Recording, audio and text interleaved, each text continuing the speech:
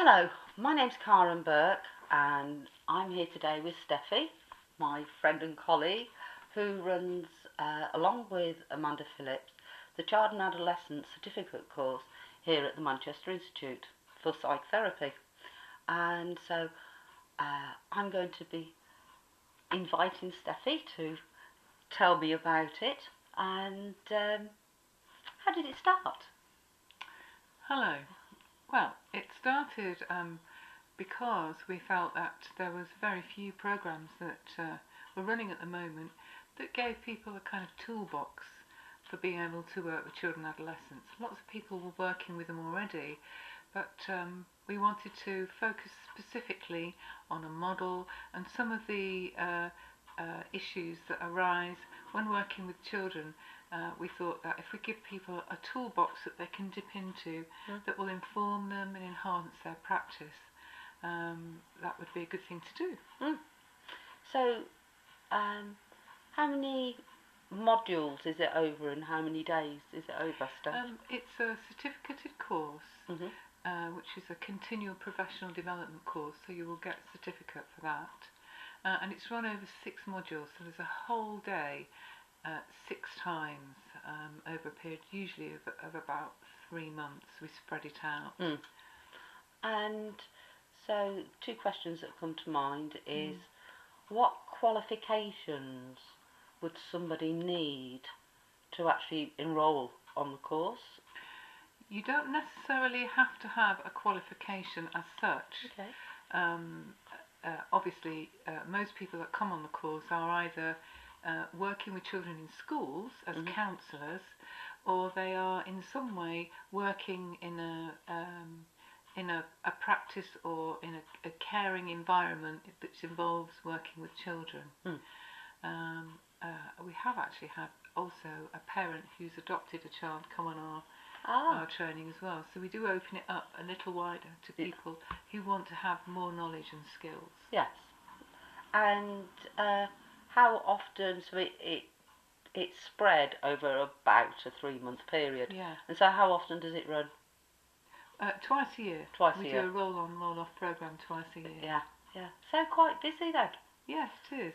And so far we've managed to do 6 Rollon Rolloff programs. So it's been very successful. Yeah. So it's well attended and it's been very successful.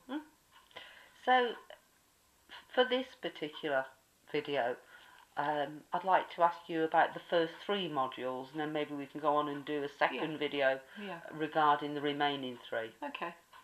So, what am I likely to be taught on the first module? Well, we thought the best thing, the thing that probably be most useful for people to have, is a model to work with in terms of assessment, assessing children, and also a developmental model.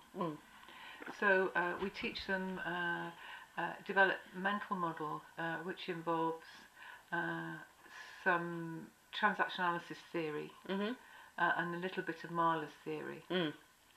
And we thought that would be helpful to people to have some sense of how to assess children where they're at developmentally, so that when you're working with them, you aim the work at the right developmental level. Yes, rather than actually their age that they are. Yeah. Because very often children come and they're revisiting something they haven't finished off. Yeah. And also we give kind of some tips about how to contract with the parent for the work, because obviously. So that would be the three-cornered contract. So we do teach them the 3-cornered contract, which basically is making an agreement between the parent, the child, and yourself. Yeah. Or sometimes it'll be the parent, the child, and another agency. Yes. So, for example, it might be a school has asked you to become involved, or because you work for a school, for example, you're a school counsellor, or it might be to do with the fact that you're working for social services, or you're fostering, or you're adopting. So it's about how you can negotiate a feasible and workable contract where everybody's very clear. Yes. About what's happening and who's going to do what and who's going to do the work. Yes. Yeah. Also, we talk a little bit about safeguarding and child protection and their roles in terms of that, and what they need to be take in account of. And also we give sort of helpful sort of guide as to what kinds of questions to ask and what kind of things to look out for when you're doing the assessment. Yeah. And so that feels a really good foundation for the first module. Yeah. And so in the second module, it's all about attachment, which of course excites me because it's one of the areas that I'm particularly interested in. Yeah. So, what as a thought that's just popped into my head, where do you find people that are coming on your course? Do they know anything about the attachment theory, or have they not sort of placed it how children would be and developmentally as far as attachment is concerned? What do you find? Well, it's a mix really. Yeah.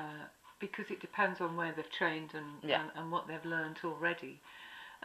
So to be honest, it's a mix. Some people know quite a bit about attachment. Some people actually learn quite a bit from what we teach them. Yeah. But I think it's important to address the issue of attachment, because after all, how can we possibly work with any child unless they attach to us? Yeah. Exactly. Yeah, we talk about the therapeutic relationship and if there is an attachment process. Absolutely. So we talk about specifically that yes, we do talk about attachment and the different types of attachment, but also that this will be demonstrated in a relationship in the therapeutic environment, and that very often you will come across a child who isn't connecting or isn't attaching with you because they don't know how to. Yeah. So some of the work is about helping them to learn how to attach. Yes. Yeah. So it sounds just a simple thing, let's talk about attachment, let's talk about the attachment. No, I could talk about attachment for days, so therefore I know it's not just, I know so it's been very simplified so that us, sort of the general public, I think these days, can understand attachment. However, we know it's a multifaceted theory, and also it's also a very, very complex process for most people. It is, and it's the most integral part of any working relationship. Absolutely, yeah. That for you to be able to work with a child, you have to have some kind of attachment with them, and they you. So that's module 2. Yeah. So tell me about the third module. The third module is working with challenging behaviours, and that one is really my colleague's speciality, Amanda, because she has worked for many years in school environments with children who've got challenging behaviours, and she's done a lot of work. She ran, I think it's called the One Stop Programme in York, where she was placed, children were placed with her who had nowhere else to go, and they were adolescents who left care or who had difficult relationships. So that's really her forte. But having sat on the training, I do know she covers quite a few areas. She covers issues of anger and managing anger, and communication, and how you can communicate with adults, and how adults can learn to communicate with others in a more positive and effective way. Yes, yeah.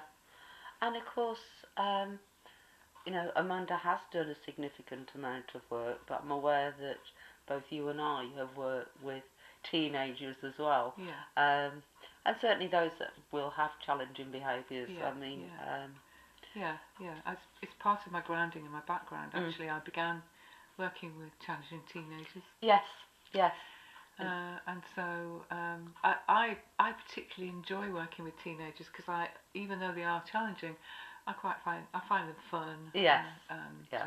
I like their effervescence and their spirit and their sense of wanting just to be who they want to be, and sometimes that gets crushed out of them. So I like the opportunity to enable them to find themselves and be themselves. Yeah, yeah.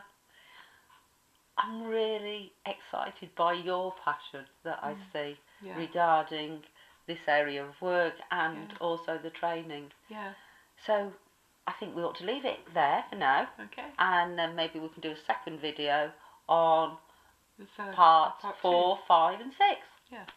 Thanks very much. Thank you.